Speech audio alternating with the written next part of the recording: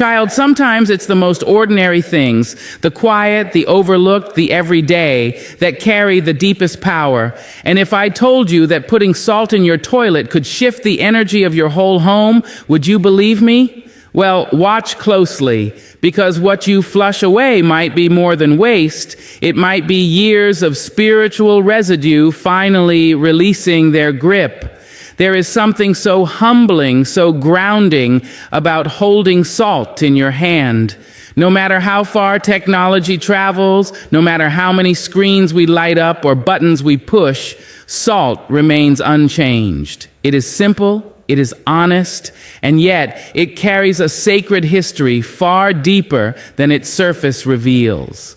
Before there were factories, before cities, before currency, salt was honored, not for its flavor, but for its power to preserve, to cleanse, to protect. Salt is not a modern invention. It is ancient. It is elemental. It is the whisper of the earth itself saying, "You are not unarmed." You see, salt has walked with humankind since the beginning.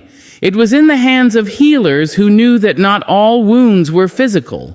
It was spread at the thresholds of homes, not for decoration but for defense. It was stirred into baths to soak away not only sweat, but sorrow. Salt is the earth's breath crystallized, a mineral formed from pressure, from time, from patience. And when you use it with intention, you are connecting with a force that has seen centuries come and go. You are standing in a river of wisdom older than any book, older than any sermon, older than the language you use to speak your pain. It has always been the task of salt to draw things out, to pull toxins from the skin, to extract bitterness from food, to purify what has been tainted. And that task, that holy labor, does not end at the body. Salt does not ask what it's cleansing. It simply knows when something isn't right, and it begins its work. It absorbs. It breaks up the spiritual sediment that tries to settle at the bottom of your soul. It cuts through the fog of confusion and clears a path. It whispers to the heaviness clinging to your walls, "You cannot stay here." Salt doesn't scream, it doesn't boast. It doesn't come wrapped in velvet or shout from the mountaintop. It moves in silence, and yet its power is profound. It cleanses without needing to be seen. That's the beauty of real strength. It does not announce itself, it simply is. And when you sprinkle that salt into a space, into your water, into your toilet, you are not performing some empty superstition. You are entering a covenant with the earth. You are saying, "I believe in what is unseen. I believe that the energy around me matters. I believe that my peace deserves protection." Salt doesn't care how big your house is. It doesn't need to know your income or your background. It does not discriminate by status or title. It works just the same in a palace or a one-room apartment. That's why it's so powerful. It belongs to everyone. It's the people's purifier. You don't need a high priest. You don't need a ritual passed down from generations. All you need is your belief, your voice, your intention. Just a pinch and the work begins. Salt carries memory. It holds the stories of oceans, of deserts, of sacred altars and war camps. It has kissed the lips of the free and the bound. It has been used to sanctify and to punish. It has been a symbol of covenant, of permanence. And so when you use it, you're not just grabbing something from your kitchen shelf. You are touching legacy. You are walking alongside those who came before you, who knew that not all healing comes from a bottle and not all protection comes from a lock on a door. There's something holy about using what's simple, something divine about turning back to what the earth provided before man complicated it. Salt doesn't just season, it seals, it purifies, it honors. And it does it without needing to be applauded, because its purpose is not to be praised, but to be poured. Now, it may seem unusual, perhaps even uncomfortable, to speak of the toilet in sacred terms. After all, we've been taught to see it as merely a tool of function, something hidden behind a door, spoken of in whispers, dismissed as mundane or impolite. But let me tell you, what is hidden is often what is holy. And there is deep truth in understanding that even the most humble corner of your home can be a temple of transformation. That porcelain bowl, that water-filled chamber, that little space behind the door, it is a portal, a threshold, a place of powerful release. You see, we talk often about letting go, about releasing pain, bitterness, fear, and trauma, but we rarely talk about how. How do we truly release what we cannot see? How do we expel what we cannot name? The body gives us a perfect metaphor. It does not ask permission to let go, it simply does. It releases what no longer nourishes, no longer strengthens, no longer sustains.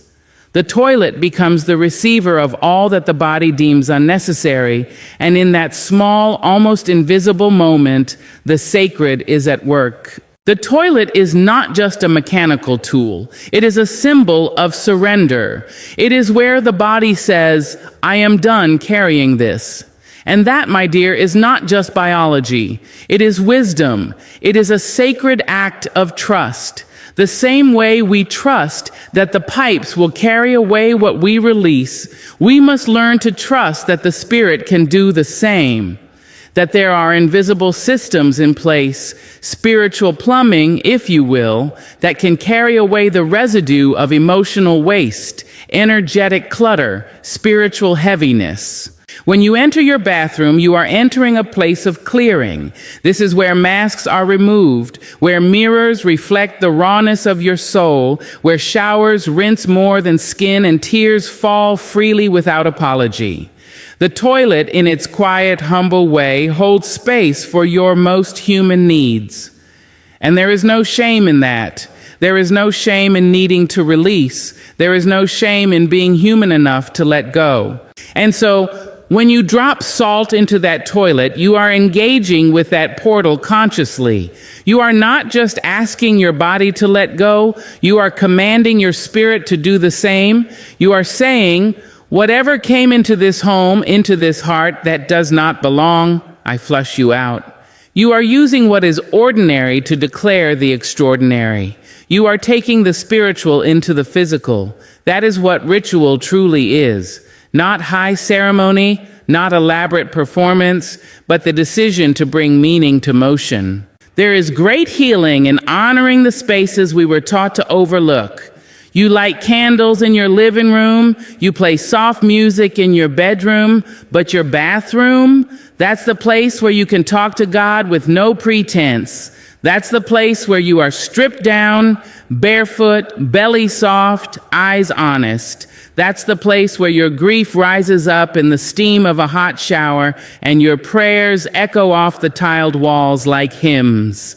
And that toilet, yes, that toilet is the altar where the act of release takes place. And don't you underestimate what happens when something is flushed away.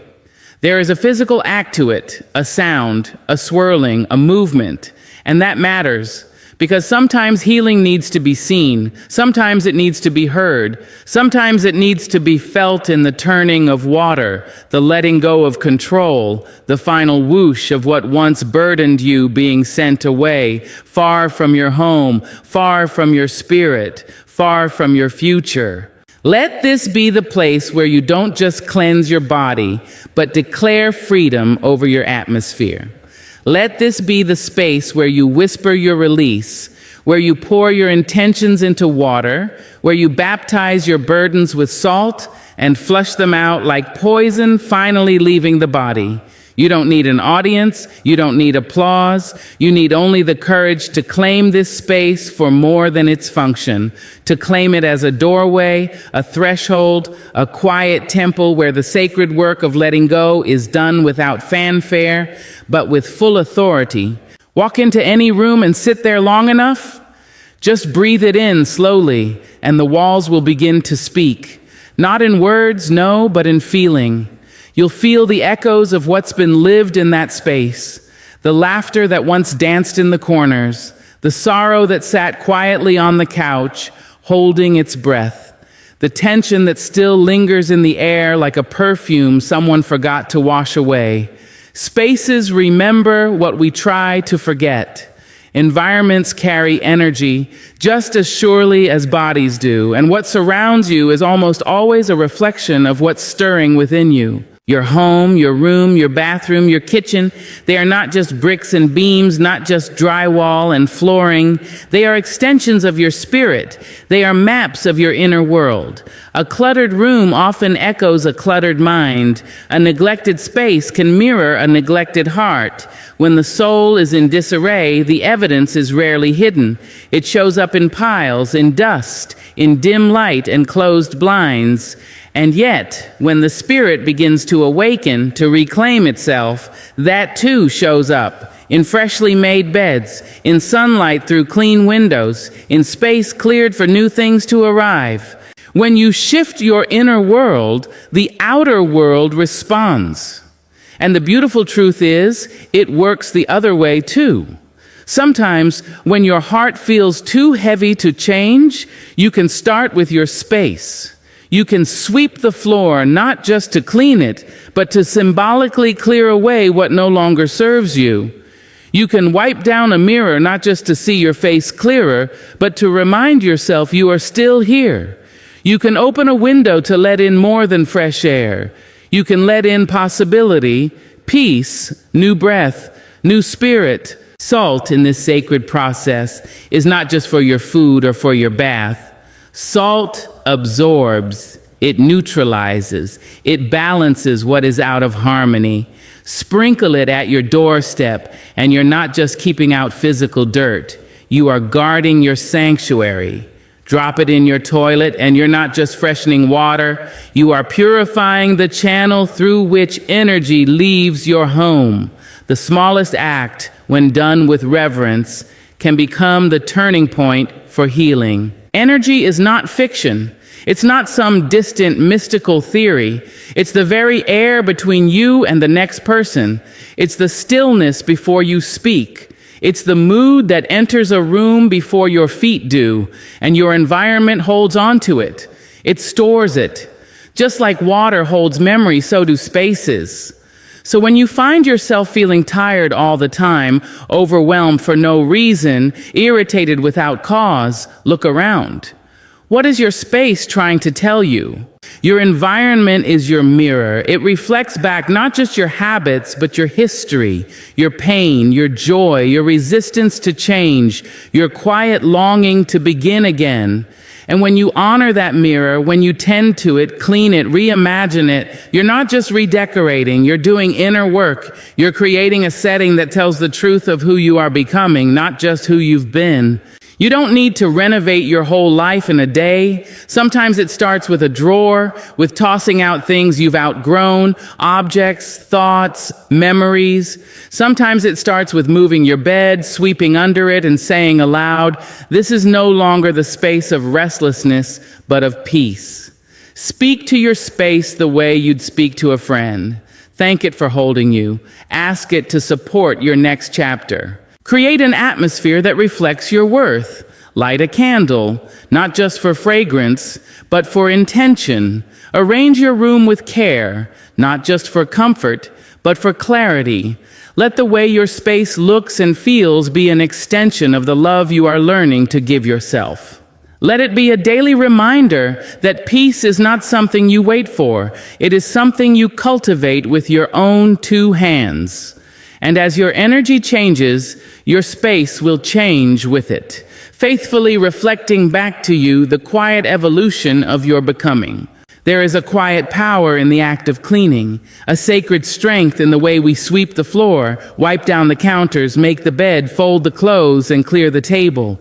These are not chores, they are ceremonies. These are not burdens, they are blessings in motion. The world may call them ordinary, but the soul knows better. The soul knows that order creates space for peace, that a clean home is not just a reflection of the eyes, it is a reflection of the spirit.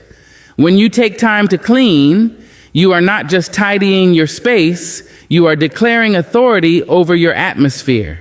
Cleanliness is not simply about sanitation. It is about intention. It is about reclaiming what has been neglected. It is about restoring the energy of a room, resetting the vibration of a space, refreshing the air with new possibility. When the body is tired, a nap can help. But when the soul is tired, sometimes the healing begins with clearing out the clutter. Sometimes peace waits patiently beneath the dust, beneath the chaos, beneath the forgotten piles we said we'd get to one day. To clean is to confront. It is to face the drawers we've stuffed full of delay, to look the mess in the eye and say, "You no longer control me." To pull things out and decide once and for all what stays and what goes. That is not just homemaking, that is power, that is dominion, that is spiritual authority. And when you light your candle, play your music, open your windows, and begin to move through your home with purpose, you are doing more than cleaning. You are commanding light to return where heaviness once sat. There are generations behind you who understood this well. Women who scrubbed floors not just to make them shine, but to chase away the spirits of sorrow that tried to linger too long. Men who polished shoes and straightened books and swept porches because they knew that dignity was not something you waited for, it was something you upheld, even in the smallest details. They didn't have wealth, but they had pride. And pride, when rooted in cleanliness, became a spiritual shield against despair. When your space is clear, your thoughts are clearer. When your sink is empty, your spirit feels lighter. When the bathroom is fresh, the bedroom soft, the living room open and inviting, you are not just creating a home, you are creating sanctuary. You are preparing a place where your dreams are safe to stretch out, where your prayers feel welcome, where your ancestors could walk through and smile because they recognize the strength in how you've chosen to live. And let us not forget that clutter is more than physical. It is emotional, spiritual, energetic. That pile of unopened mail, it might be a stack of decisions avoided, that closet bursting at the seams. It may be holding onto a version of yourself you've already outgrown. Cleanliness says, I am willing to release. It says, I will not allow disorder to define me. It says, this space is mine, and I will guard it with grace and strength. You don't need to wait for a special occasion to cleanse your space. Every new morning is a reason. Every breath you take is permission. Clean with your whole self, with your prayers, your music, your gratitude. Speak as you scrub, bless as you fold, forgive as you organize. Because what you're doing is more than just restoring the outer, it is setting the inner back in alignment. Cleanliness is a conversation between your soul and your surroundings. It is a way to declare, I am present, I am awake, I am in command of what enters and what stays. And when you honor your space, you teach the world how to treat you. You teach your spirit what it deserves. You make room for the sacred to enter without knocking because you've already made it feel at home. Before a hand moves, before a word is spoken, before a seed is sown into soil, there is intention, that quiet burning thought that lies beneath the surface, that whisper in the soul that determines the shape of everything that comes next. Intention is the compass that steers the action. It is the energy behind the gesture, the spirit within the doing. You may sweep a floor to tidy it, but if you sweep with the intention to remove stale energy and clear space for peace, then the act becomes more than physical. It becomes sacred. It becomes spiritual. People often focus on results. They want outcomes, outcomes, outcomes. But the wise know that the result is never separate from the root. And the root, always, without fail, is intention.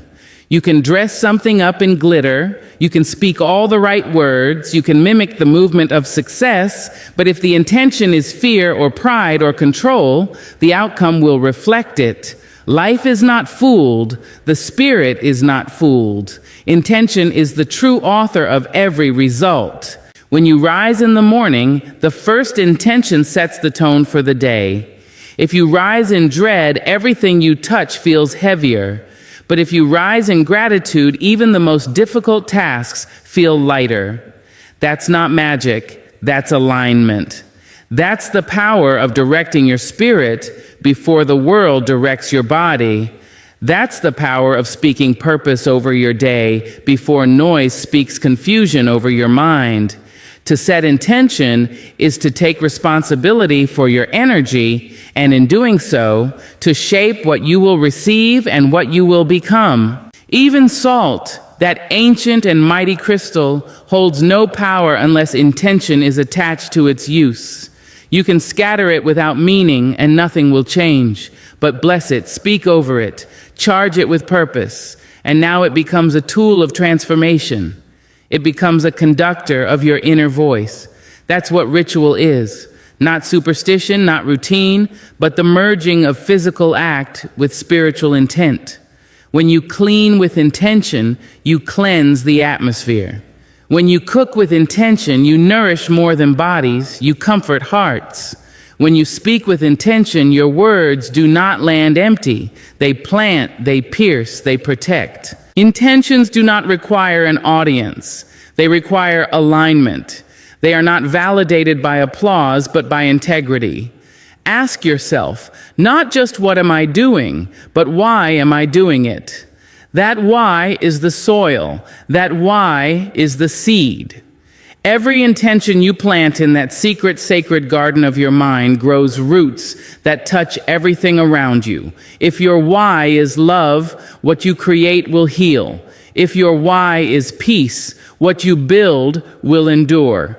But if your why is fear, then even your greatest success will tremble at its foundation. Too many walk through life reacting to what others say, reacting to the day's demands, reacting to wounds they've never paused to examine. But when you live with intention, you respond, you choose. You decide who you are before someone else names you. You declare your outcome before the circumstances have a chance to sway you. That is strength. That is sovereignty. That is spiritual maturity. Even in the moments that feel mundane, washing dishes, driving to work, folding laundry, your intention can turn the ordinary into something divine. Speak blessings while you fold those clothes. Thank the water as you wash the dishes. Set intentions as you prepare the day's meals. These are not small acts. These are the foundational moments where your soul tells the world how it expects to be treated, how it expects to live, what it will and will not accept. Intention is the architect, action is the builder, outcome is the structure. And if the foundation is rooted in clarity, in love, in truth, then what you build will not crumble when the wind rises. Your results will not betray you because they are the honest reflection of a spirit that walked with purpose through every step of the process. Sometimes we stand at the edge of a storm, arms heavy, heart trembling, mind tangled in wind, and we believe that the only way through is force. We believe we must fight harder, scream louder, do more, be more. But the storm doesn't always respond to might. The storm bows to stillness. The storm listens to presence. The storm will shift for the soul that knows its own center. And that center, that quiet eye in the hurricane, is built not in grand gestures, but in small, sacred rituals. A ritual does not require a stage or a crowd. It does not need incense or candlelight unless your spirit calls for it. A ritual is simply a decision repeated with reverence. It is the moment you place both feet on the floor in the morning and whisper, "I am here." It is the breath you take before answering the phone, the prayer you say before stepping out the door, the water you pour with mindfulness, knowing it cleanses more than the surface. These small actions done with spirit have the power to redirect energy. They are anchors when the wind howls. They are lanterns when the road bends into shadow. The world may never notice your rituals, but the storm does. Because every time you choose ritual over reaction, you reclaim your power. You say to the chaos, "You will not enter me. I will meet you from my rooted place."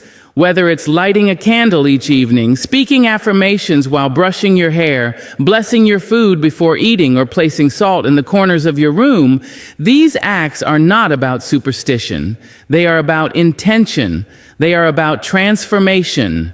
You see, when a storm hits, it doesn't only shake the windows, it shakes the soul. It brings up every unhealed part of you. It rattles the bones of your past, knocks loose the doubts, the fears, the regrets. It makes you forget who you are. That's why ritual matters, because it brings you back to yourself. It doesn't stop the storm, but it reminds you that you are not the storm. It reminds you that while winds may bend you, they do not break the rooted tree. And your roots are in your practice, your rhythm, your remembering. A glass of water placed beside the bed becomes a symbol of renewal. A journal opened each night becomes a vessel for release. A song you sing before work becomes a shield of sound. These are the small things that carry big medicine. They may not look like much, but they hold the power to shift your frequency, which shifts your perception, which shifts your choices, which shifts your world. And so the storm that once felt unmovable begins to tremble in your presence. Not because you've overpowered it, but because you've stopped feeding it your fear. Ritual gives structure to the soul. It creates a rhythm louder than panic. It teaches your nervous system a new song. In ritual, you become fluent in peace. And peace, once tasted, becomes something you refuse to abandon, no matter the storm's size. So when the world outside